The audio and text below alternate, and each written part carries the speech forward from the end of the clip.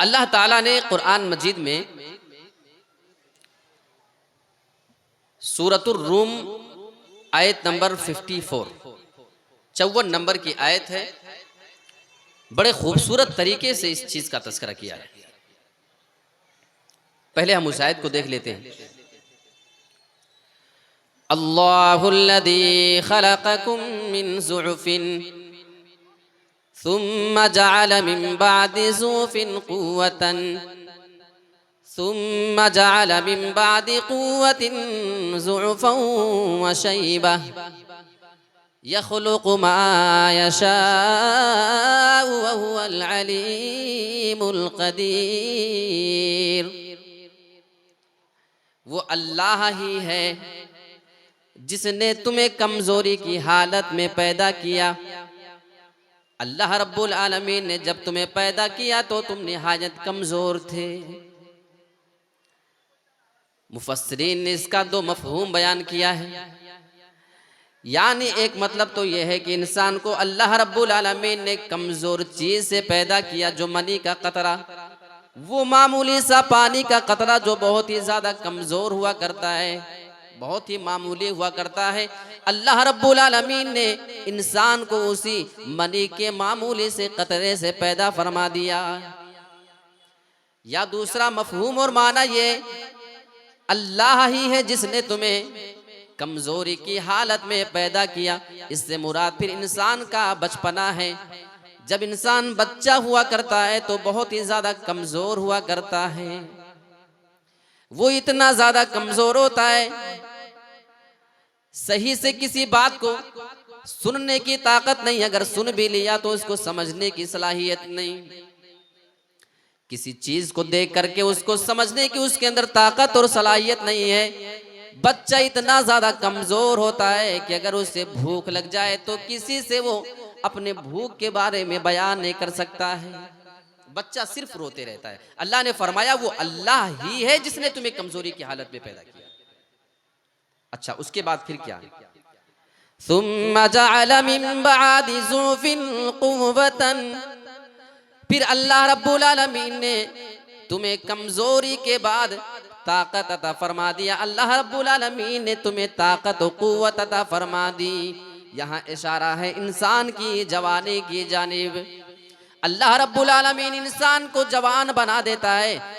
जवानी की हालत में उसके सारे के सारे जिस्म के आज़ा मजबूत हुआ करते हैं, उनके अंदर ताकत हुआ करती है। नौजवान के हाथ में भी ताकत, नौजवान के पैरों में भी ताकत, उसकी आंखें तेज मजबूत हैं, दूर की चीजों को देख लिया करता है।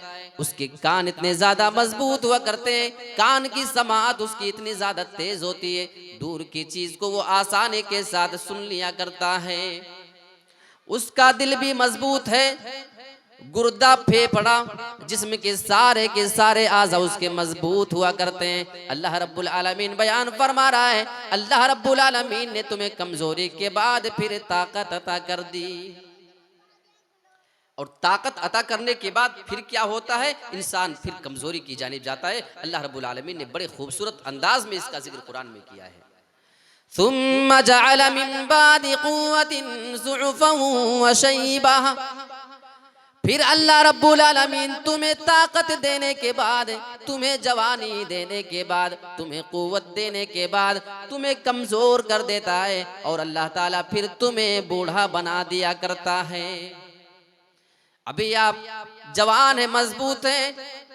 कितने बुजुर्ग हमारे और आपके सामने नजर आ रहे हैं, ये भी कभी जवान होते थे, कभी मीलों मील चला करते थे, कई कई किलोमीटर ये बोझ लाद के हमसे ज्यादा चल लिया करते थे।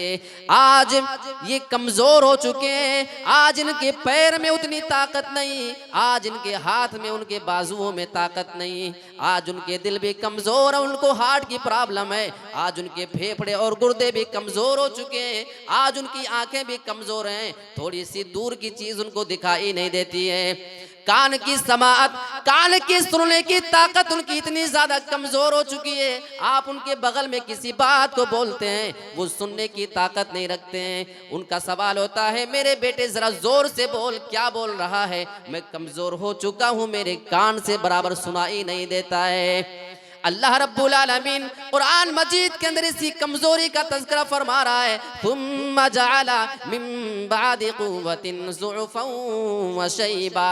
वो अल्लाह की ज़ात है जो तुम्हें ताकत देने के बाद तुम्हें कमजोर और बूढ़ा बना दिया करता है। कितनी खूबसूरती के साथ अल्लाह रब्बुल आलमीन ने उम्र के मरहले का तज़किरा किया है। इंसान को बचपना दिया, जवानी दिया, उसके बाद कमजोर कर दिया, इंसान को बूढ़ा अल्लाह ताला बना देता है। तो जवानी की बड़ी वैल्यू है। कुरान मजीद से एक और आयत लेते हैं और ये आयत है सूरतुल हदीद, आयत नंबर 20 नंबर की आयत है। आइए जरा देखते हैं अल्लाह ताला ने इसमें किस तरीके से बात की है। इअलमू अन्नमल हयातुद दुनिया लइबुन व लहव व ज़ीनतुन व तफ़ाखुरुन बैनकुम व तकासुरुन फिल अमवालि वल औलाद। ऐ लोगो, तुम अच्छी तरीके से जान लो, अन्नमल हयातुद दुनिया लइबुन व लहव, बेशक दुनिया की जिंदगी तो खेल और तमाशा है। वज़ीनतुन, और ये दुनिया की जिंदगी तो जीनत की जगह है। ये दुनिया की जिंदगी बनाने संवारने की जगह है। इंसान अपने आप को यहाँ पे बनाया करता है, संवारा करता है। वतफ़ाखुरुम बैनकुम, और एक दूसरे से फख्र करने की जगह, एक दूसरे पे अपनी बड़ाई जताने की जगह। वतकासुरुन फिल अमवालि वल औलाद, और ये दुनिया की जिंदगी माल और दौलत के अंदर एक दूसरे से कसरत जताने की जगह है, एक दूसरे से अपनी बड़ाई जताने की जगह है।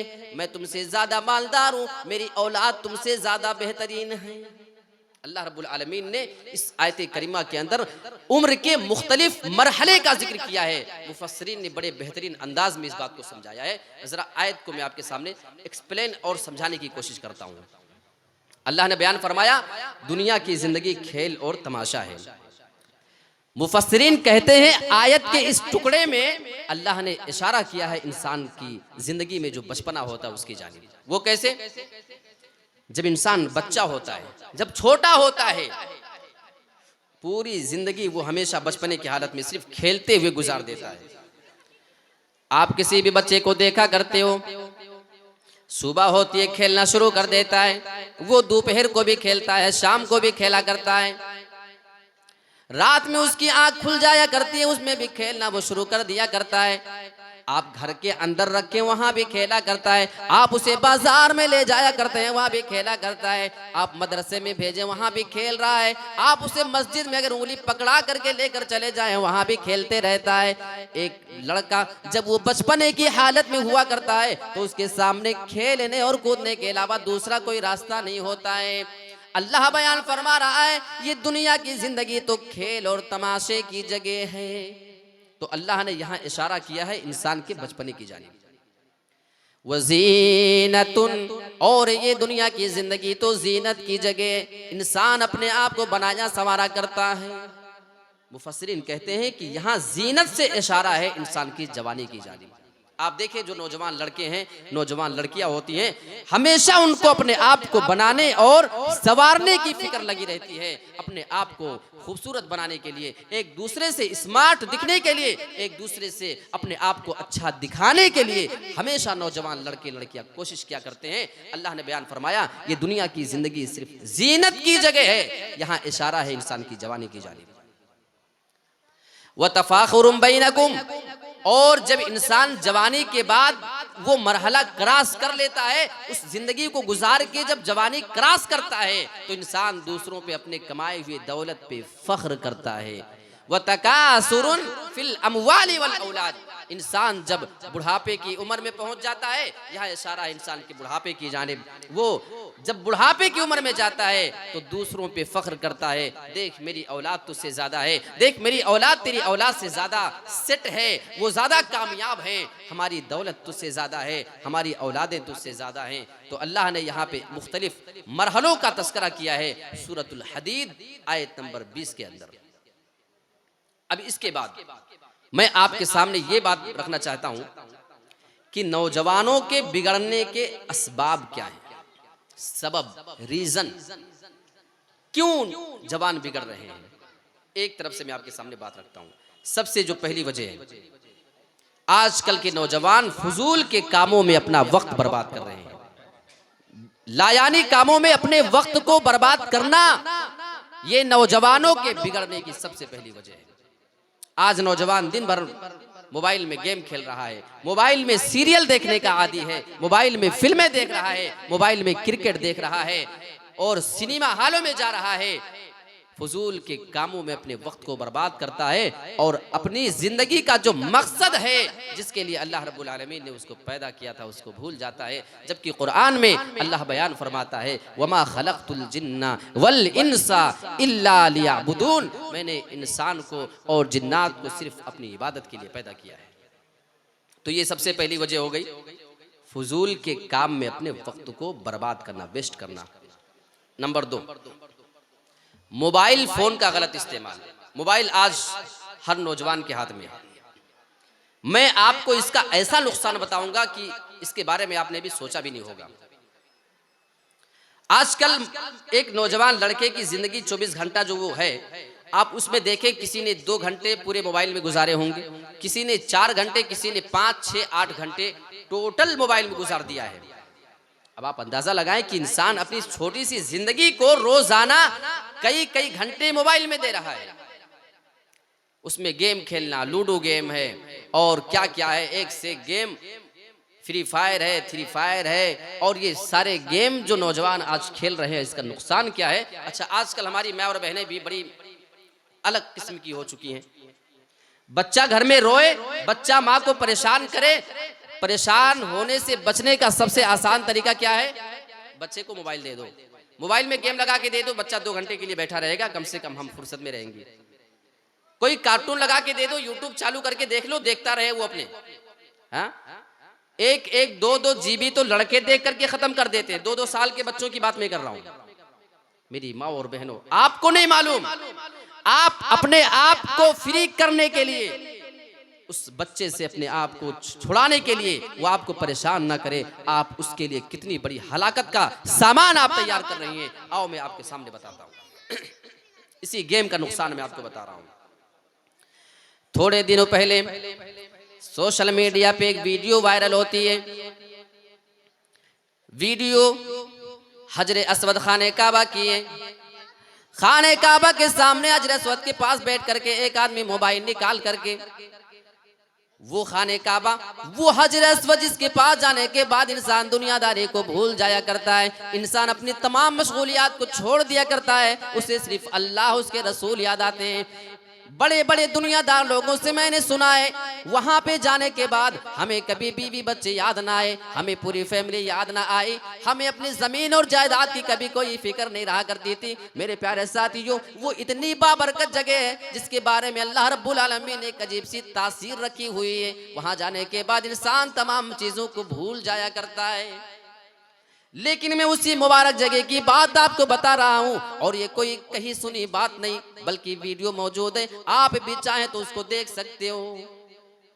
एक आदमी हजरे अस्वद की थोड़ी सी दूरी पे बैठा है और वहां थोड़ी सी दूरी पे बैठ करके वो आदमी अपना मोबाइल फोन निकालता है।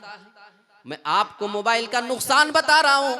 मोबाइल फोन निकालने के बाद वो बंदा हजरे अस्वद के सामने मोबाइल में लूडो का गेम खेलते हुए नजर आया। दूसरा आदमी उसकी पीछे से वीडियो बना लेता है और उस आदमी को, गेम खेलने वाले को, इसके बारे में पता नहीं। मेरे प्यारे साथियों, मोबाइल में गेम खेलने का इससे बड़ा नुकसान क्या होगा?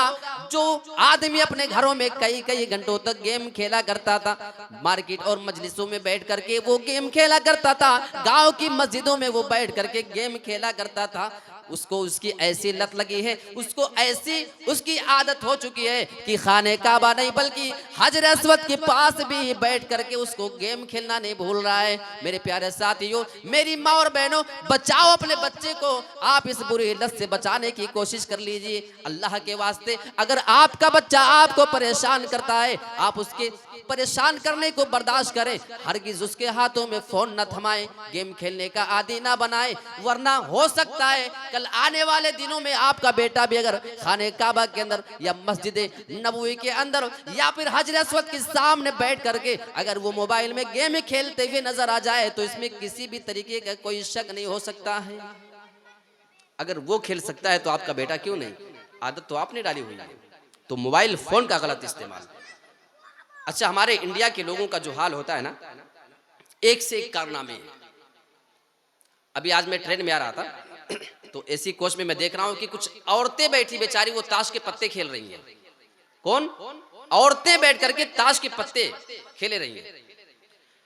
कुछ मुसलमानों को देखा गया खाने काबा के अंदर, खाने काबा दुनिया में सबसे मुबारक जगह की बात कर रहा हूं मैं, वहां पे कुछ हाजी हजरात हैं, वो एहराम भी बांधे हुए हैं, हज करने के लिए गए हैं और वहां एक गोल दायरा बना करके बेचारे वहां पे भी ताश के पत्ते खेलते हुए नजर आए। उनकी वीडियो भी वायरल होती है। मेरे प्यारे साथियों, इससे ज्यादा शर्मनाक बात और क्या हो सकती है? हमारी जो बुरी लत हमें हमारे घरों में बुराई करने पे आमादा कर रही है, हमारे मार्केट में बुरे लत पे हमें आमादा कर रही है, वो चीज आज हमें मस्जिद नबवी में भी छोड़ती नहीं है। खाने काबा के अंदर भी हम वो काम करने पे मजबूर हो जाते हैं, क्योंकि इंसान की आदत होती है। इंसान की आदत कभी छूटती नहीं। जब आदत उसकी जब फितरत बन जाए, उसके फितरत उसके नेचर में वो चीज घुस जाती है तो कभी निकलती नहीं है। इंडिया वालों की बात पे एक बात मुझे याद आई, बड़े अजीबो गरीब। अब यहाँ के लोग अरबी वगैरह तो उतना जानते हैं नहीं। अच्छा, यहाँ के लोगों को तंबाकू जो खाने की आदत होती है ना, वो कहीं नहीं छूटती है। बंदा सऊदी जाएगा, सबसे पहले वो तंबाकू वगैरह का इंतजाम करके जाएगा। वहां पे कैसे मिलेगा? है नहीं। एक आदमी इंडिया का गया बेचारा और छुप करके एक जगह वो तंबाकू निकाला और रगड़ा और जैसे उसको लगाया, उधर पुलिस वाला देख रहा था उसको। अब वो पुलिस वाला उसके पास आया और उसको डांटा अरबी में, खूब जोर से अरबी बोल रहा है, या रजुल माज़ा ताकुलु लिमाज़ा ताकुलु हाज़ा शै, वो अरबी में उसको डांट रहा है। अभी आदमी देखा है, अब ये जो तंबाकू खाने वाला आदमी इंडिया का, इसको अरबी तो कुछ आ नहीं रही है। पुलिस के पास जाता है और उसको पकड़ के एकदम लिपट गया गले से और लगा जोर जोर से रोने। पुलिस वाला बोला, क्या बात है, क्यों रो रहे हो? एक ट्रांसलेटर बगल में था, क्या हुआ, रो क्यों रहे हो? ये बोलता है, अल्लाह की कसम आज पहली बार मुझे जाके मालूम चला है कि तंबाकू खाने की भी कोई दुआ आती है। जो इसने मुझे बता दिया है, मैं चाहता हूं इससे वो दुआ मैं सीख लूं आज। अब वो अरबी में डांट रहा है और इसको क्या लग रहा है, तंबाकू खाने की दुआ बता रहा है। एक और बंदे के साथ, ये देखो अरबी थोड़ी बहुत जाना करो, क्या कुरान है, क्या हदीस है, क्या नॉर्मल अरबी है, इतना समझा करो, वरना कभी कभी नुकसान हो जाता है। एक आदमी था, टॉयलेट में लाइन लगाया हुआ था अरब में, सऊदिया की ही बात है। तो टॉयलेट के अंदर एक अरबी आदमी था, वो सऊदिया का रहने वाला। तो उसका फोन बज गया, कोई इमरजेंसी कॉल, उसने उठा के और 2-4 जुमले अरबी में बोले और फोन रख लिया। अब ये इंडिया का जाहिल आदमी बाहर खड़ा हुआ है। अब ये उसका इंतजार कर रहा है कि अच्छा निकल, फिर बताता हूं। अब वो जैसे अरबी आदमी दरवाजा खोल के बाहर निकला, इंडिया वाले ने उसको पकड़ा और लगा दिए 2-4 तमाचे जोर जोर से। सब लोग दौड़े रहे, क्या हो गया, क्यों मार रहे हो बिना गलती के, बेचारा अभी तो टॉयलेट से निकला है। बोला, तुम नहीं जानते हो इस बदतमीज को, इतना बड़ा नालायक आदमी है, ये टॉयलेट में कुरान मजीद की तिलावत कर रहा था, इसी बिना पे इसको मार रहा हूं मैं। अब वो अरबी में बोल रहा है, कुछ बोला, इसको लगा कि कुरान की तिलावत है। तो हर अरबी इसको कुरान दिखती है, हर अरबी इसको हदीस नजर आती है। जब किसी को अरबी थोड़ी भी ना आती हो तो ये प्रॉब्लम भी इंसान को हो सकती है। तो मैं आपके सामने बताना ये चाह रहा था कि इस मोबाइल फोन ने इंसान को कहां से कहां तक पहुंचाया है। लिहाजा जरूरत इस बात की है कि हम अपने बच्चों से मोबाइल को दूर करें। तो 2 पॉइंट हो गए। तीसरी बड़ी अहम बात, नौजवानों आपके लिए गौर से समझिएगा, कभी भी इंसान अपने आप को ज्यादा फ्री ना रखे, खाली ना रखें, अपने आप को बिजी रखें, अपने आप को मशगूल रखें, मसरूफ कर लें किसी काम में। इसमें 2 पहलू असल में है। एक तो माँ बाप को चाहिए कि आपका जो छोटा बच्चा है आप उसे ज्यादा फ्री ना रहने दें, या तो उसको दीनी काम में लगा दें, दुआएं सिखाएं, कुछ लिखाएं, पढ़ाएं, उससे फ्री हो जाए तो आप उसको खेलने कूदने में लगा दो। बैठे मत रहने दो, फ्री का खेलने दो, कपड़े गंदे हो जाने दो, घर के सामान थोड़े बहुत तोड़ता है, बदमाशियां कर लेने दो, शरारतें करने दो। जब वो फ्री बैठेगा तो उसके दिमाग में उल्टी सीधी बातें आती हैं और वो गलत चीजें सोचता है, धीरे धीरे उसका दिमाग अलग तरीके से चलता है। तो बच्चों को बिजी करें। और अगर आप नौजवान हैं तो आपकी क्या जिम्मेदारी है, आप अपने आप को या तो दीनी काम में लगाएं या किसी जरूरी दुनियावी काम में अपने आप को लगा करके इतना बिजी कर लो कि फालतू चीज के लिए आपके पास वक्त ही ना हो। क्योंकि जब इंसान फ्री होता है ना, तो इंसान जब ज़्यादा फ्री होता है, खाली बैठा होता है, तो खाली दिमाग शैतान का घर होता है। शैतान आपके दिमाग में वसवसे डालता है, वो आपके दिमाग में फालतू किस्म की बातें आकर के डालता है, जिसकी वजह से आपके दिमाग में शरीयत के बारे में, अल्लाह के बारे में, रसूल के बारे में तमाम गलत गलत ख्यालात आते हैं। मैं आपके सामने 5 आयतें रखता हूँ। सूरतुल हिज्र आयत नंबर 36, 37, 38, 39 और 40, पूरे हवाले के साथ बात कर रहा हूँ, नोट कर लें। इब्लीस अल्लाह रब्बुल आलमीन से कुछ बात कर रहा है और अल्लाह इब्लीस से बातें कर रहा है, जरा वो देख लेते हैं। क़ाल रब्बि फ़अंज़िरनी इला यौमि युबअसून। इब्लीस अल्लाह से इजाज़त मांग रहा है। इब्लीस ने कहा, ऐ मेरे रब, तू मुझे मोहलत दे दे क़यामत तक के लिए। क़ाल फ़इन्नका मिनल मुनज़रीन। अल्लाह रब्बुल आलमीन ने उसके मोहलत मांगने पे फरमाया, जा मैंने तुझे मोहलत दे दिया। इला यौमिल वक्तिल मालूम, मैं तुझे क़यामत तक के लिए मोहलत दे रहा हूँ। जितनी तू मोहलत मुझसे मांग रहा है सारी मैंने तुझे मोहलत दे दी। आगे इब्लीस की बात सुने, और अगर आपके अंदर जर्रा बराबर भी ईमान मौजूद है तो आज इस बात को अपने ज़हन दिमाग में बिठा करके जाएं। इब्लीस की जुर्अत जरा देखो।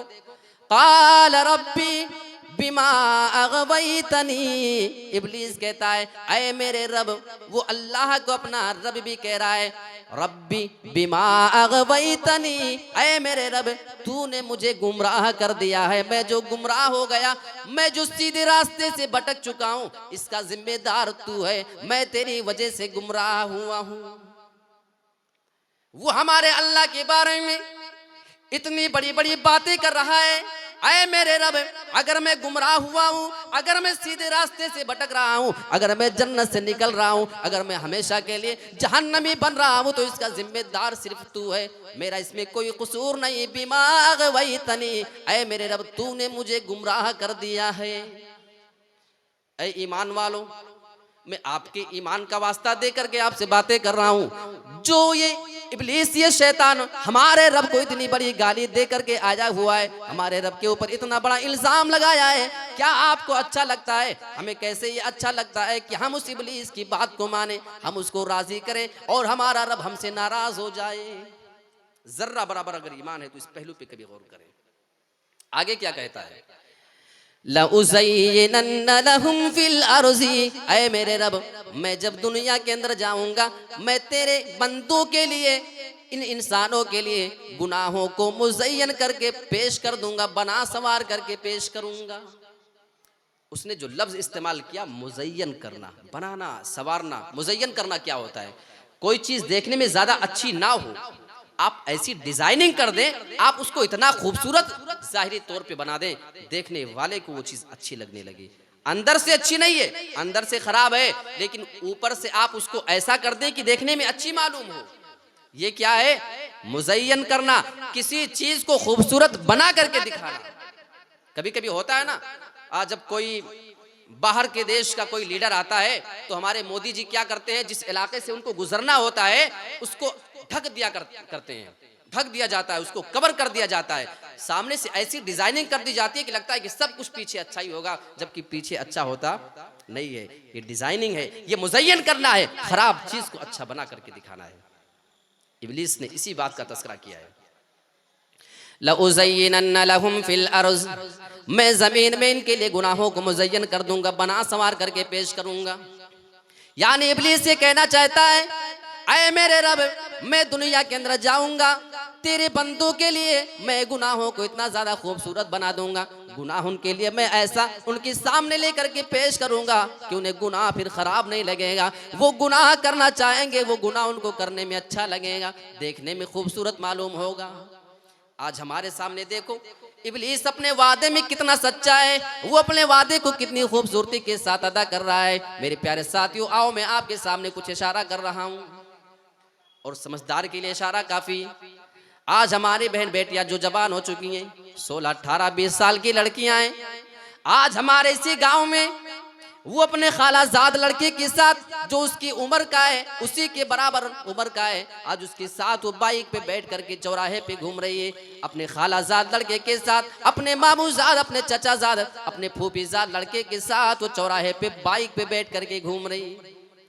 हमारे सामने से वो निकल रही है, ना हमें बुरा लग रहा है, ना उस लड़की के घर वालों को बुरा लग रहा है, ना किसी देखने वाले को कोई इसमें गलत चीज नजर आ रही है, क्योंकि बात यह है लउज़य्यिनन्ना लहुम फिल अर्ज़ि, ऐ मेरे रब मैं गुनाहों को ऐसा बनाऊंगा, गुनाहों को ऐसा मुज़य्यन कर दूंगा कि गुनाह उन्हें फिर गुनाह नजर नहीं आएगा, वो गुनाह फिर उनको खराब ही नहीं लगेगा। उस औरत की बात मैं कर रहा हूँ, मैं उस लड़की की बात कर रहा हूँ जिसके बारे में हमारे नबी बयान फरमाया करते थे, अय्युम इम्राअतिन इज़ा इस्तअतरत फमर्रत बिल मजलिस फहिया कज़ा व कज़ा यानी ज़ानिया। अल्लाह के नबी बयान फरमा रहे हैं, अगर कोई औरत कोई खुशबू वाली चीज इस्तेमाल करके किसी मर्दों की मजलिस से गुजर जाए, उनको देखे नहीं, बात ना करे, उनके दरमियान बैठे नहीं, उनके पास ना आए, सिर्फ गुजर जाए, फहिया कज़ा व कज़ा, तो वो औरत ऐसी है, ऐसी है, कैसी है? अल्लाह के नबी बयान फरमा रहे यानी ज़ानियतन, यानी वो औरत ज़ानिया है, वो औरत बदकिरदार है, वो औरत फिर बदचलन है। अगर सिर्फ गुजरने वाली ऐसी है, मेरे प्यारे साथियों आप जरा तस्वुर करें, हमारी बहन बेटियां अपने खालाजाद लड़के के पीछे बाइक पे बैठ कर जाएं, फूफीजाद लड़के के पीछे बैठ करके जाएं, उस वक्त वो कैसी है? नबी की हदीस के रोशनी में आप उसको क्या कहेंगे? फैसला आपके हवाले छोड़ता हूँ और नबी की बात बयान कर रहा हूँ। इब्लीस ने हमारे लिए गुनाहों को मुज़य्यन किया या नहीं किया? बोलो, किया ना? वो गुनाह हमें गुनाह नजर आता नहीं है, जबकि है गुनाह, है खराब चीज, लेकिन नजर आता नहीं है।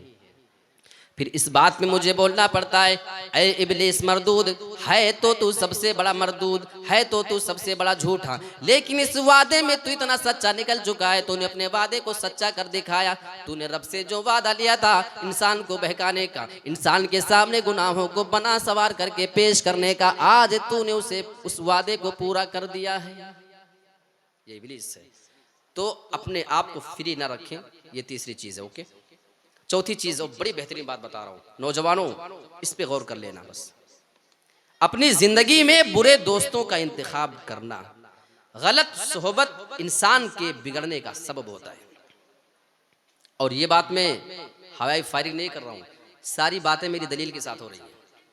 आप एक हदीस उठाओ, अबू दाऊद की रवायत, हदीस आपके सामने रख दो। अल्लाह के नबी जनाब मुहम्मद रसूलुल्लाह इरशाद फरमा रहे हैं, अर्रजुलु अला दीनि खलीलिही, आदमी अपने दोस्त के दीन पर कायम होता, उसी के ऊपर वो चल रहा होता है। फलयंजुर अहदुकुम मन युखालिल, अगर तुम में से किसी आदमी को दोस्ती करना हो तो वो उस आदमी के बारे में जान ले, गौर कर ले, समझ ले कि वो किससे दोस्ती कर रहा है। अच्छे से समझ लेना चाहिए। क्यों? नुकसान क्या होगा? ये अबू दाऊद की रिवायत हो गई। नुकसान क्या होगा इसकी दलील के तौर पे बुखारी और मुस्लिम की एक हदीस पेश करता हूं, आइए जरा। और बड़ी प्यारी बात है, बुरे दोस्तों का नुकसान देखना है, ये हदीस देख लो। अल्लाह के नबी सल्लल्लाहु अलैहि वसल्लम के चचा अबू तालिब, नाम सबने सुना होगा। अल्लाह के नबी को कितना वो चाहते थे, कितनी मोहब्बत थी नबी से उनको, और हमारे नबी अपने चचा अबू तालिब से कितनी मोहब्बत करते थे, ये बताने की जरूरत नहीं है। यही चचा अबू तालिब हैं जो पूरी जिंदगी हमारे नबी के सपोर्ट में खड़े रहा करते थे। जब मक्का के काफिर अल्लाह के नबी को परेशान करने की कोशिश किया करते थे, हर वक्त इनका सपोर्ट नबी के साथ रहा करता था। मक्का के काफिरों से आपको हमेशा बचाया करते थे, और अबू तालिब के होते हुए किसी को मजाल नहीं हुआ करती थी कि आपको तकलीफ उनके सामने पहुंचा करके निकल जाएं। देखो, जाती तौर पे अबू तालिब जो नबी के चचा थे, आपसे बड़ी मोहब्बत थी, बड़ी हमदर्दी थी, और नबी को उनसे भी थी, लेकिन ईमान नहीं ला सके। और इसमें हम ईमान वालों को अल्लाह का शुक्र अदा करना चाहिए। ऐ अल्लाह, वाकई तेरा कितना बड़ा एहसान है, जहां तूने नबी के चचा को नसीब नहीं किया ईमान, वहां हम जैसे गुनहगारों को तूने ईमान दे दिया है। अल्लाह रब्बुल आलमीन, हम इस नेमत पर तेरा जितना शुक्र अदा करें वो कम है। यही चचा अबू तालिब का मामला है। अपनी जिंदगी के आखिरी मोड़ पर खड़े हैं, उनको बीमारी इतनी ज्यादा पकड़ चुकी है कि इंतकाल के करीब पहुंच चुके हैं। अल्लाह के नबी अबू तालिब के पास जाते हैं और अबू तालिब के पास बैठ जाते हैं। अल्लाह के नबी बार बार उनको कलमे की तलकीन कर रहे थे, ऐ मेरे प्यारे चाचा, एक बार आप एक मर्तबा आप ये कलमा पढ़ लें, या अम्मी, ऐ मेरे प्यारे चाचा, ला इलाहा इल्लल्लाह, ऐ मेरे प्यारे चाचा, एक बार आप ये कलमा पढ़ दीजिए। कलिमतन, आप एक मर्तबा ये कलमा पढ़ दें, अशहदु लक बिहा इंदल्लाह, मैं इस कलमे को लेकर के आपके बारे में अल्लाह रब्बुल आलमीन के यहाँ गवाही दूंगा, मैं अल्लाह रब्बुल आलमीन के यहाँ आपके लिए सिफारिश करूंगा। एक बार पढ़ने को कहा जा रहा है। और ये किस नबी की बात है? कुरान में अल्लाह को कहना पड़ा, वदाइयन इलल्लाह, ऐ मेरे नबी, हमने तो आपको अल्लाह की जानिब बुलाने वाला बना करके भेजा है। जब अल्लाह रब्बुल आलमीन आपको ये सर्टिफिकेट दे रहा है, फिर आपसे बड़ा मुबल्लिग और आपसे बड़ा दाई और आपसे ज्यादा अल्लाह की तरफ बुलाने वाला हमने किसी को नहीं देखा। अल्लाह के नबी जब समझाया करते थे, बड़े से बड़े कठोर दिल वाले आदमी की समझ में नबी की बात आ जाया करती थी, बड़े से बड़े काफिर सुन करके ईमान ले आए, बड़े से बड़े दहरिए, बड़े से बड़े जाहिलों की समझ में नबी की बात आ जाया करती थी। मेरे प्यारे साथियों, वही हमारा नबी अपने चचा के पास बैठा है, गुजारिश कर रहा है, ऐ मेरे चचा, एक बार आप कलमा पढ़ लीजिए। अबू तालिब अपने भतीजे की बात को सुन रहे हैं, और नबी की बात में कितनी तासीर थी बताने की जरूरत नहीं। लेकिन अबू तालिब के पास उस टाइम पे उनके दो बुरे दोस्त मौजूद हैं, एक का नाम है अबू जहल और दूसरे का नाम है अब्दुल्ला बिन अबू उमैया। ये अबू तालिब के दो दोस्त, बहुत ही बदतरीन दोस्त वहां पे मौजूद हैं। एक तरफ अल्लाह के नबी उनको कलमे तौहीद की जानिब बुला रहे थे, एक मर्तबा आप ये कलमा पढ़ लें, और दूसरी जानिब उनके दो दोस्त बार बार उनको शर्म दिला रहे थे, बार बार उनको गैरत दिला रहे थे। ऐ अबू तालिब, क्या मोहम्मद के कहने की वजह से, क्या अपने भतीजे के कहने की वजह से तुम अपने बाप दादा के दीन को छोड़ दोगे? क्या तुम इस्लाम कबूल कर लोगे? अगर कर लिया तो लोग क्या कहेंगे? लोग तुम्हारे बारे में कैसी बातें करेंगे? ये दो बदतरीन दोस्त थे जो मौजूद थे, अबू तालिब के सामने गैरत दिला रहे थे, खबरदार अबू तालिब भतीजे की बात में नहीं आना। और हुआ यही, अबू तालिब एक मर्तबा नबी की बातें सुनते थे, दूसरी मर्तबा वो अपने दोस्तों की बातें सुना करते थे, यहाँ तक कि दोस्तों की बात उन पे ज्यादा असरअंदाज होती है। और अबू तालिब इंतकाल के टाइम पे अपनी जबान से जुमला कह के मरते हैं, मैं अपने बाप दादा के दीन पे मरता हूँ, मैं अपने भतीजे मोहम्मद के दीन को कबूल नहीं करता हूँ। अब आप जरा अंदाजा लगाओ, यहाँ नबी की बात असर अंदाज नहीं हो सकी, नबी की बात ज्यादा असर ना कर सकी, दो बुरे दोस्तों की बात ज्यादा असर कर जाती है। और इसी बिना पे असलाफ में से किसी सलफ का बहुत ही उम्दा कौल आपके सामने मैं बयान कर रहा हूं। किसी ने कहा है, अस्साहिबु साहिबुन, दोस्त खींचने वाला होता है। दोस्त जिस रूट पे होता है, जिस तरीके पे हुआ करता है, जिस रास्ते पे होता है, वो चाहता है कि उसका दोस्त भी उसी तरीके पे आ जाए। दोस्त एक दोस्त को खींचने वाला होता है। यहाँ अबू तालिब के दो दोस्त अबू जहल और अब्दुल्ला बिन अबू उमैया ने अबू तालिब को अपने दीन की जानिब खींच करके रख लिया और उसी पे अमल करवा लिया जिस पे वो खुद अमल किया करते थे। इसी बिना पे अल्लाह के नबी ने बयान फरमाया था, अर्रजुलु अला दीन खलीली, आदमी अपने दोस्त के दीन पर कायम होता है। ऐ मुसलमानों, लिहाजा अगर तुम्हें कभी किसी से दोस्ती करना हो, फलयंजुर अहदुकुम मन युखालिल, तो गौर कर लेना, देख लेना, जांच कर लेना, उसके अखलाक को जांच लेना, उसके दीन को देख लेना, उसके दुनियावी मामले को देख लेना, तुम्हें किससे दोस्ती करना है, किससे दोस्ती नहीं करना है। नबी की जिंदगी में वो दर्द था, मैं बुला रहा हूं लेकिन इस्लाम मेरे चचा ने कबूल नहीं किया। मेरे प्यारे साथियों, इससे बड़ा दोस्त का नुकसान, जो बुरा दोस्त है, इससे बड़ा कोई नुकसान नहीं हो सकता है। तो कितनी चीजें हो गई? नंबर 4। नंबर 5 पे आता हूं, नशा आवर चीजों का इस्तेमाल। नशा आवर समझ रहे हैं?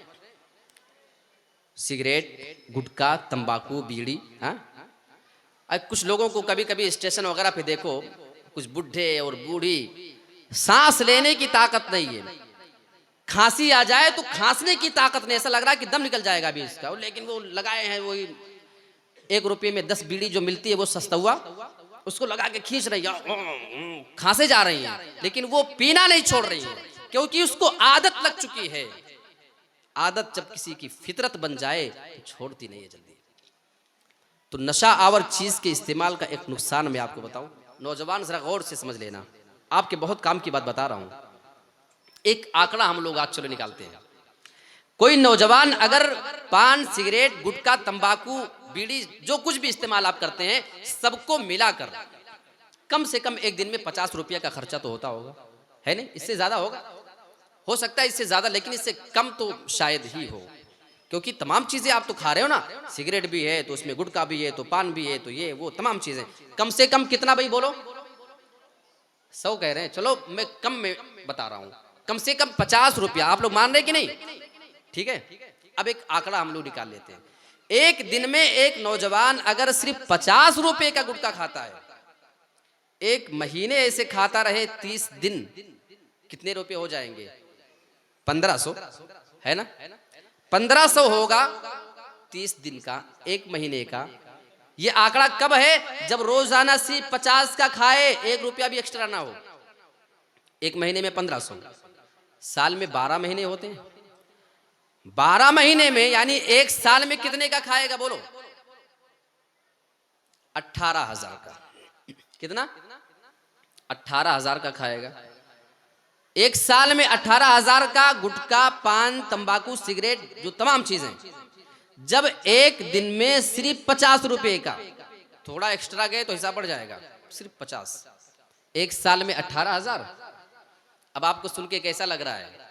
आपकी एक महीने की तनख्वाह 18,000 नहीं है और साल में 18,000 आप सिर्फ गुटखे और सिगरेट में उड़ा देते हो, थूक देते हो। कुछ बात समझ में आ रही है? अच्छा, यही आप चलते रहो ऐसे ऐसे 5 साल तक आप खाते रहो। कितने साल? 5 साल। अब उसके बाद आंकड़ा निकालो, 5 साल में बनेगा 90,000 रुपया। कितना? 90,000 रुपया आप सिर्फ गुटखा और सिगरेट में उड़ा चुके हो। जब रोजाना सिर्फ 50 रुपया, ऐसे तो 50 है, लेकिन 5 साल में देखोगे तो 90,000 है, और 10 साल में कितना हो जाएगा? 9 दूनी 18, 1,80,000। कितना?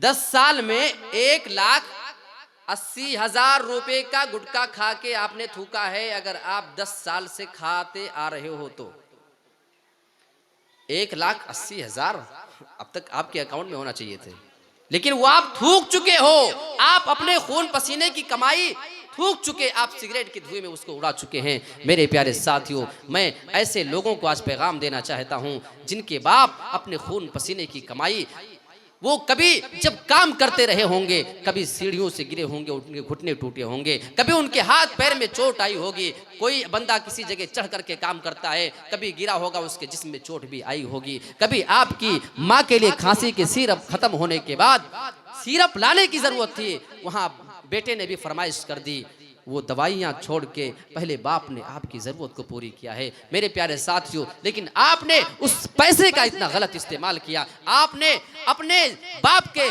जिस्म के निकलने वाले खून और पसीने की कमाई को जमीन पर थूका है। इससे ज्यादा बेइज्जती आप अपने वालिदैन की नहीं कर सकते थे। क्या अच्छा लगता है? मेरे प्यारे साथियों, आप जरा तसव्वुर करो, यही आपका बाप है जो एक्स्ट्रा ड्यूटी करके आपके लिए पैसे कमाया करता है। 5 घंटे काम करके अपनी फैमिली को खिला सकता था, वो 10 घंटे क्यों कर रहा है? मेरे बेटे को कोई तकलीफ नहीं होना चाहिए। आपकी माँ भी किसी के यहाँ काम कर लिया करती है, बेटे का शौक भी पूरा करना है, इसलिए नहीं आपको पैसे मिलते हैं कि उनके खून पसीने को आप जूतों के नीचे थूक करके चले जाएं और कोई उसको कुचल करके चला जाए, फिर गोया कि आप अपने माँ बाप के सर के ताज को उस बंदे के सामने थूक रहे हैं और उसको जमीन के नीचे रगड़ने पे मजबूर कर रहे हैं। काश ये बात हमारी और आपकी समझ में आ जाती।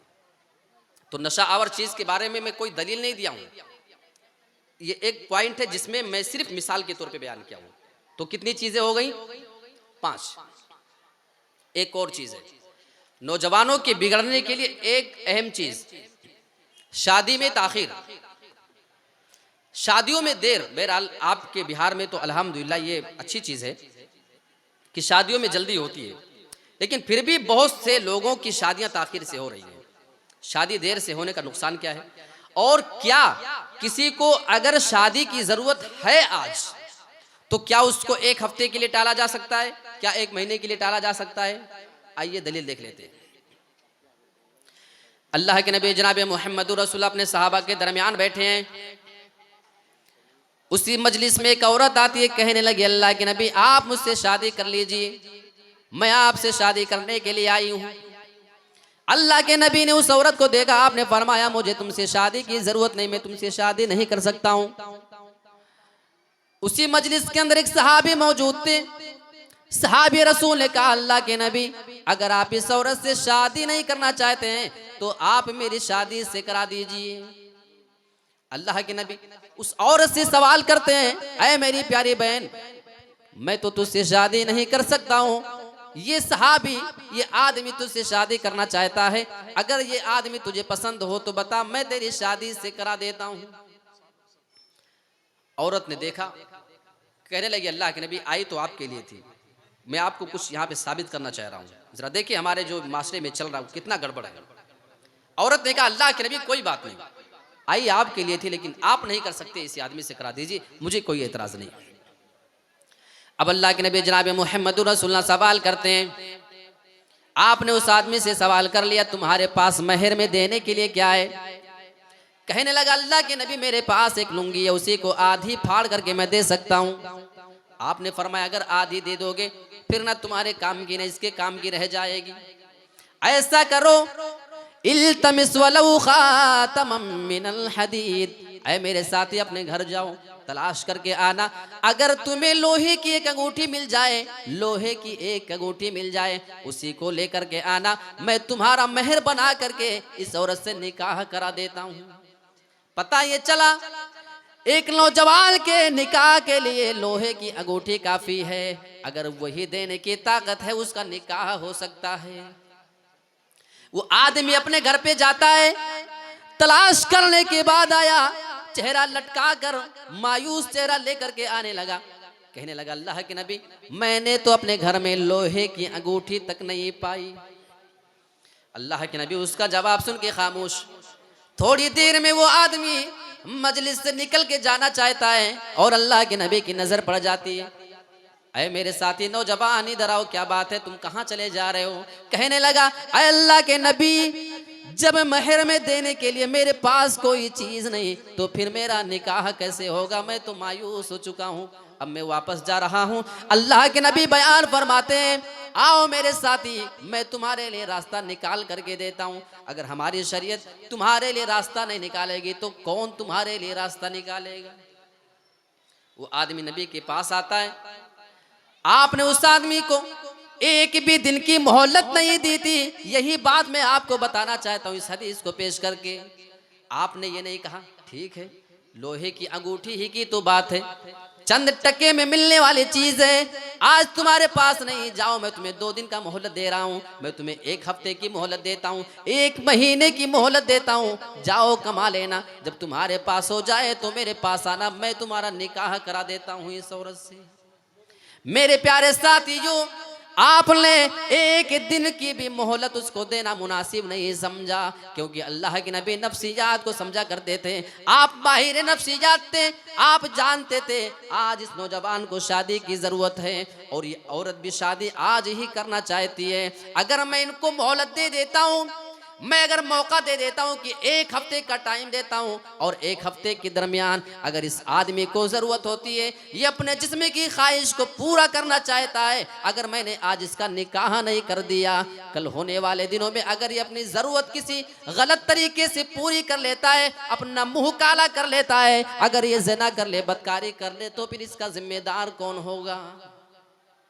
यहाँ नबी 1 दिन की भी मोहलत देना पसंद नहीं फरमा रहे हैं। हमारे यहाँ तो नौजवान को शादी की जरूरत है लेकिन हम उसको 4 महीने टाला करते हैं। नौजवान लड़कियों को शादी की जरूरत है, हम उनको साल तक लटका करके रखा करते हैं। अब हमारा ये तरीका कितना हदीस के मुताबिक है और कितना खिलाफ है, और जिना के जो वाकयात बढ़ रहे हैं आप इसमें नजर उठा कर देख ले, ज्यादातर कुंवारे लड़के और कुंवारी लड़कियां आपको मिलेंगी। सही कह रहा हूँ ना, है ना? 90% तो यही होता है। शादीशुदा भी पकड़े जाते हैं, उनके भी मामलात, लेकिन कम होते हैं। ज़्यादातर कौन? गैर शादीशुदा। तो अल्लाह के नबी ने एक दिन के लिए भी इस चीज़ को पसंद नहीं फरमाया। बस यही चीज़ मैं आपके सामने साबित करना चाह रहा था।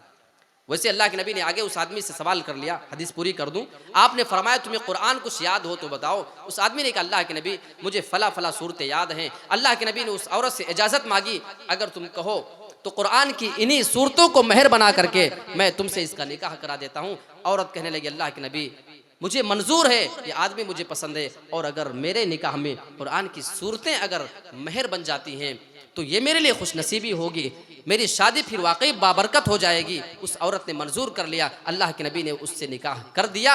चंद सूरतों की वजह से पता चला निकाह के लिए 10-20 हज़ार मंथली कमाना जरूरी नहीं है। अच्छा, वो आदमी कहाँ बोल रहा था? भरी मजलिस में, अल्लाह के नबी मेरा निकाह करा दीजिए। अगर हमारे घर में कोई नौजवान लड़का और कह दे अब्बा हमारी शादी करा दो, फिर कैसा बेशर्म है, अपनी शादी के बारे में खुद से बात कर लेता है, बेशर्मी की हद है। फिर वो हमारी नजर में, हमारी तमाम औलाद में सबसे ज्यादा हमारी नजर में गिरा माना जाता है, क्योंकि हमने सोचने का तरीका बदल दिया है। ऐसा ही हो रहा है कि नहीं हो रहा है? ऐसा ही हो रहा है। लिहाजा अपनी सोच बदलो, अपनी सोच को नबी की सोच के मुताबिक हमें ढालने की जरूरत है। तो निकाह में देरी करना एक हो गया, ये 6 नंबर हुआ। 7वें नंबर पे आपके सामने बयान कर रहा हूं शर्मगाह का गलत इस्तेमाल करना। शादी देर से होगी तो शर्मगाह का ज्यादा इस्तेमाल होता है। आइए एक हदीस देख लेता हूं, मुस्नद अहमद के अल्फाज। अल्लाह के नबी जनाब मोहम्मद रसूलुल्लाह के पास एक आदमी आता है।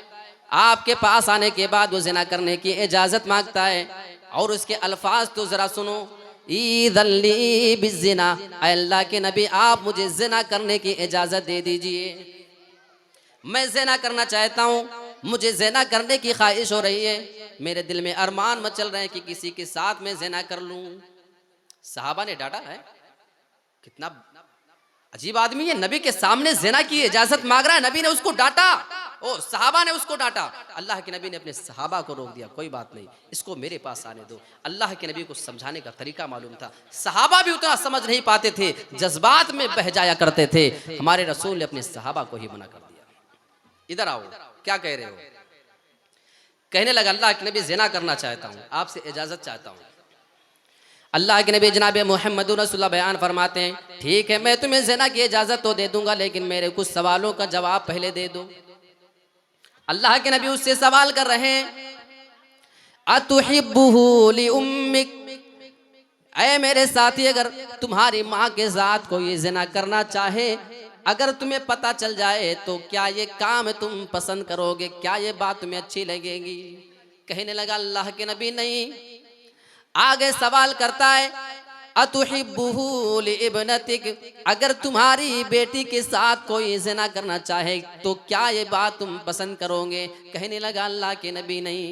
आप सवाल बढ़ाते जा रहे थे, अतुहिब्बुहु लिउख्तिक, अगर कोई तुम्हारी बहन के साथ ज़िना करे तो क्या ये बात तुम्हें पसंद आएगी? कहने लगा अल्लाह के नबी बिल्कुल नहीं। आप उससे मजीद सवाल कर रहे थे, अतुहिब्बुहु लिअम्मतिक, क्या ये बात तू अपनी फूफी के लिए पसंद करेगा? कोई तुम्हारी फूफी के साथ ज़िना करे, क्या ये तुम्हें अच्छा लगेगा? कहने लगा अल्लाह के नबी नहीं। अतुहिब्बुहु लिखालतिक, अगर कोई तुम्हारी खाला के साथ ज़िना करे, तुम्हारी माँ की बहन के साथ ज़िना करे, क्या ये बात तुम्हें पसंद आएगी? कहने लगा क़ाला ला वल्लाही, अल्लाह के नबी अल्लाह की कसम बिल्कुल नहीं, मुझे ये बात भी पसंद ना आएगी। अब अल्लाह के नबी उसको समझा रहे थे, ऐ मेरे साथी तू मुझसे ज़िना करने की इजाज़त मांग रहा है, अगर मैं तुझे इजाज़त दे देता हूँ तू किसी के साथ ज़िना करेगा, किसी की माँ, किसी की बहन, किसी की बेटी होगी, किसी की रिश्तेदार होगी, भला उस आदमी को ये बात अगर पता चल जाए तो वो कैसे पसंद करेगा कि तू उसके इन रिश्तेदारों के साथ ज़िना करे? जैसे तुझे नापसंद है, जैसे तुझे ये बात अच्छी नहीं लगती, ऐसे किसी भी आदमी को अच्छी नहीं लगती है। फवज़अ यदहु, अल्लाह के नबी ने उस आदमी के सीने पे अपने दस्ते मुबारक, अपने हाथ मुबारक को रखा, और अल्लाह से आप दुआ करते हैं, अल्लाहुम्मा तहिर क़ल्बा, ऐ अल्लाह इस आदमी के दिल को पाक कर दे। अल्लाहु मगफिर ज़म्बा, इस आदमी के गुनाह माफ़ कर दे। वतहिर क़ल्बहु, और इसके दिल को पाक कर दे। वहस्सिन फ़रजहु, और इसकी शर्मगाह की अल्लाह तो हिफाजत फरमा ले। उसके बाद फिर वो कभी उस चीज़ की तरफ पलटा नहीं। नबी ने एक बार समझाया, लेकिन एक बार समझाने से आइंदा वो पलटा ही नहीं। वैसे नबी की दुआ का असर था, लेकिन बात उसकी समझ में आ चुकी थी कि ये काम हमें क्यों नहीं करना है। और आज के नौजवान बेचारे धड़ल्ले के साथ ये काम कब से कर रहे हैं, लेकिन आज तक उनको इससे तौबा की तौफीक नहीं मिली। तो ये कितनी चीजें हो गई? 7 चीजें।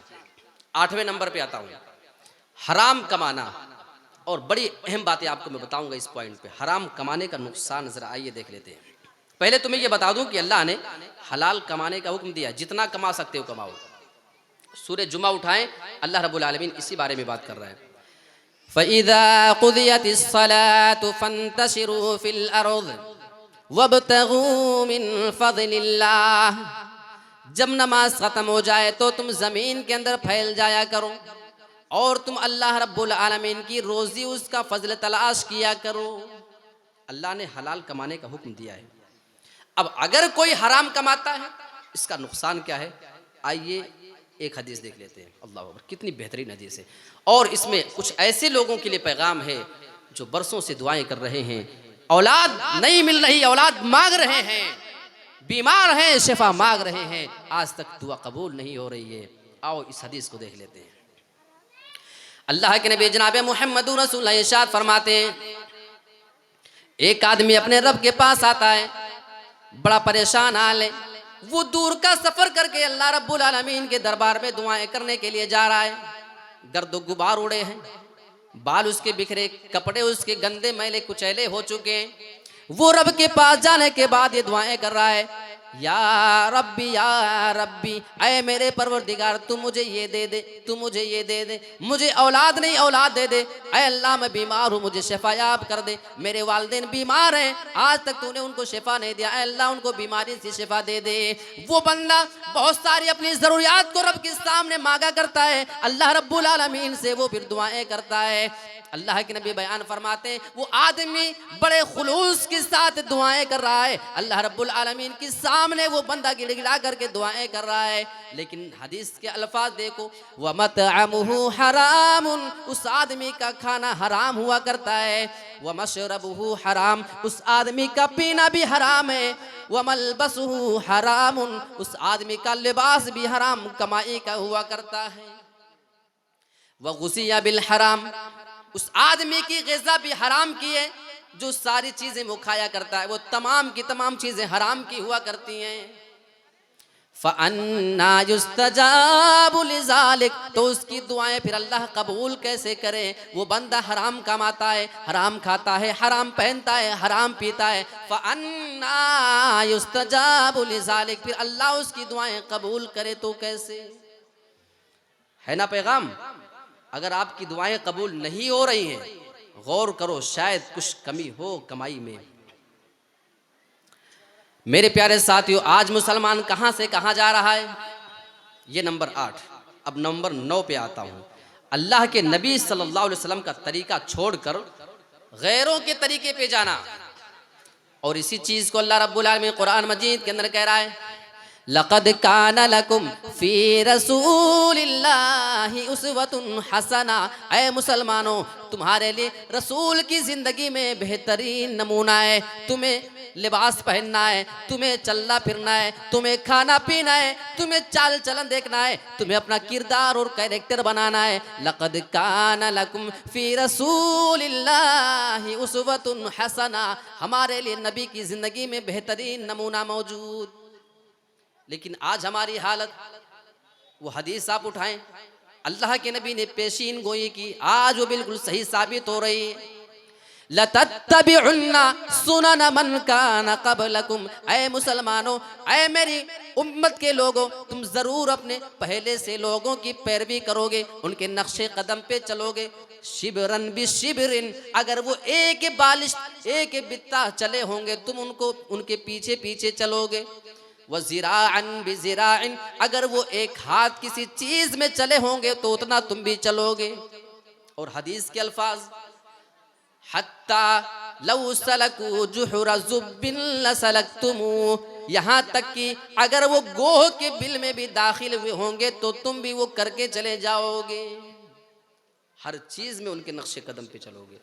साहबा सवाल करते हैं अल्लाह के नबी, हमने सवाल किया अल्लाह के नबी आप यहूद और नसारा की बात कर रहे हैं, यहूदी और ईसाई के नक्शे कदम पे हम चलेंगे क्या? अल्लाह के नबी ने फरमाया फमन, और किसकी बात कर रहा हूँ? हाँ मैं यहूद और ईसाइयों की बात कर रहा हूँ, तुम उनके तरीके पे चलोगे। सही बुखारी मुस्लिम के अल्फाज है। और इसी बात को एक शायर बड़े बेहतरीन अंदाज में कहता है, वज़ा में तुम हो नसारा तो तमद्दुन में हुनूद, वज़ा में तुम हो नसारा तो तमद्दुन में हुनूद, ये मुसलमान हैं जिन्हें देख के शर्माए यहूद। आज मुसलमान कौन सा ऐसा काम है जो करता ना हो जो यहूदी करते हैं, ईसाई करते हैं। आज हमारे लिबास उनके तरीके के मुताबिक, आज हमारी दाढ़ियाँ उनके तरीके के मुताबिक, आज हमारे बालों की कटिंग है तो यहूद नसारा के तरीके के मुताबिक, आज हमारी तालीम है तो यहूद नसारा के मुताबिक, आज हमारे घरों की बच्चियों का माहौल है, उनके ड्रेस का मामला है यहूद नसारा के मुताबिक। मेरे प्यारे साथियों, अल्लाह के नबी ने इसी चीज़ के बारे में कहा था कि एकदम तुम उनके नक्शे कदम पे चलते चले जाओगे। ये कितनी चीज़ हो गई? नंबर 9। आखिरी चीज यही बता के अपनी बात को खत्म करता हूं क्योंकि मेरा वक्त बिल्कुल हुआ जा रहा है। आखिरी चीज है जो नौजवान बिगड़ते हैं, बात में कहा रख रहा हूं, नौजवान क्यों बिगड़ते हैं? कभी कभी बचपने से बच्चों पे जब ध्यान ना दिया जाए तो बड़े होकर के वो बिगड़ जाते हैं। वो कैसे? कभी कभी छोटा बच्चा है, 1.5 साल का, 2-3 साल का है, अपने बाप को तमाचे मारा, माँ खुश होती है, हाँ देखो बाप को मार रहा है, बेटा जरा और जोर से मार, तो जाके और तेज मारता है, बाप भी हंस रहा है। अब बाप बोलेगा बेटा जरा अपनी अम्मी को मार, तू अम्मी को जाके तमाचे मारेगा तो यहाँ बाप हंसेगा। होता है कि नहीं? ये आप तालीम और तरबियत के मौके को गंवा रहे हो। इसमें माँ का किरदार ये होना चाहिए, अगर वो 2-3-4 साल का बच्चा गलती से अपने बाप के ऊपर हाथ उठा दिया करे, ये माँ की जिम्मेदारी है कि अपने शौहर के बारे में अपने बेटे को बताएं, उसकी अहमियत, उसकी वैल्यू, उसकी जिंदगी में क्या उसके बारे में उसको बताने की जरूरत है। अरे मेरे बेटे खबरदार, तू अपने बाप को कभी भी हाथ नहीं लगा सकता है। ये तेरा वो बाप है जो धूप की गर्मियों में जल करके तेरे लिए खाने पीने का इंतजाम करता है। जब हम बरसात में घर के अंदर आराम से रहा करते हैं तो तेरा ये बाप उस बरसात के मौसम में भीग भीग करके तेरे लिए काम क्या करता है। हम ठंडी में जब रजाई और कंबल घर में ओढ़ करके बैठे रहा करते हैं, हम आग के आगे बैठते हैं, तेरा ये बाप ठिठुरते हुए ठंडक में जा करके हमारे लिए रोजी रोटी का इंतजाम करता है। अरे मेरे प्यारे बेटे, ये बाप है, बाप के लिए कभी भी आइंदा तो अपने इस बर्ताव को पेश नहीं करना। ये माँ की जिम्मेदारी थी, लेकिन अदा हुआ बचपने से गड़बड़ी है। अब वही जब बड़ा होके तमाचे मारेगा तब बुरा लगता है। और बाप की ये जिम्मेदारी, ये मैं आपके सामने बहुत अहम चीज बता रहा हूं। बाप की जिम्मेदारी यह है कि अपनी औलाद के सामने उसकी माँ की अहमियत को बताए, और माँ की जिम्मेदारी यह है कि वो अपनी औलाद के सामने उसके बाप की वैल्यू को बताए, अहमियत को बताए। अगर कभी माँ को हाथ लगा दे, इस बाप की जिम्मेदारी है, अरे मेरे बेटे तू किस हस्ती को हाथ लगा रहा है? आज तूने जब अपने माँ के ऊपर हाथ उठाया तो मेरा कलेजा अंदर से दुख गया। जानता है ये तेरी वो माँ है जिसने तुझे पूरे 9 महीने तक अपने पेट में पाला है, पेट में रखा। उसके बाद डॉक्टर ने तमाम तरह की परेशानियां उसको बताई। उसे मालूम था, जब उसको डिलीवरी के टाइम पे उसे मालूम हुआ कि इस डिलीवरी के टाइम पे उसका इंतकाल भी हो सकता है। अरे मेरे बेटे, वो तुझे दुनिया में लाने के लिए इस रिस्क को भी बर्दाश्त कर ली थी, इस तकलीफ और परेशानी को बर्दाश्त करके तुझे दुनिया में लाई है। अपने खून को दूध की शक्ल में पूरे 2 साल तक तुझे पिलाया है। ऐ मेरे बेटे, जब तू रात में उठा करता था, ये सोने में बड़ी आदी हुआ करती थी, इसको नींद बहुत ज्यादा महबूब होती थी। लेकिन मेरे बेटे, तेरी थोड़ी सी चीख पुकार को सुनने के बाद ये रात में 12-2 बजे भी उठ के बैठ जाया करती थी। कभी तू जिद कर ले, तुझे पूरे घर में लेकर के फिरा करती थी। हालांकि वैसे इसकी आदत यह है कि नींद में उठने की आदि भी नहीं। मेरे प्यारे साथियों, मेरी प्यारी माओ बहनों, आपके बारे में मैं बात कर रहा हूं। आप अपने बच्चों को बचपने से तरबियत देने की कोशिश करें। और शौहरों की जिम्मेदारी यह है कि आप अपनी बीवी के बारे में बच्चों को बताएं, और बीवी की जिम्मेदारी है कि आप अपने शौहर के बारे में अपने बेटों को बताएं कि तेरा ये बाप तुम्हारे लिए कितनी ज्यादा परेशानियां उठा करके तुमको पाल पोस रहा है। ये कर रहे हैं हम लोग? नहीं कर रहे तो आज से शुरू कर देना। हमें एतराज है, नौजवान बिगड़ रहे हैं। बचपने से इतनी अहमियत, इतनी वैल्यू उनके दिमाग में डाल दो कि कभी भी बाप के बारे में गलत तसव्वुर ना कर सके, और कभी माँ के बारे में डांटना मारना तो दूर, उनके सामने कोई एक गलत लफ्ज बोलने की भी ताकत उनके अंदर ना पैदा होने पाए। ये मरहला है बचपने का।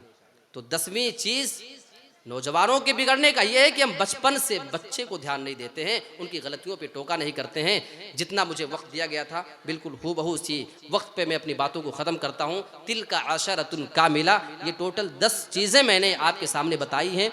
नौजवानों के बिगड़ने के असबाब, जो रीज़न हुआ करते हैं, ये तमाम बातें अगर आप गौर कर लें तो वाकई बहुत सारी चीज़ों में हम इस्लाह पैदा कर सकते हैं। अल्लाह रब्बुल आलमीन से हम दुआ करते हैं कि परवरदिगार कही गई तमाम बातों पे मुझे और तमाम अहबाब को अमल करने की तौफीक अता फरमा। आमीन। व आखिरु दअवाना अनिल हम्दुलिल्लाहि रब्बिल आलमीन।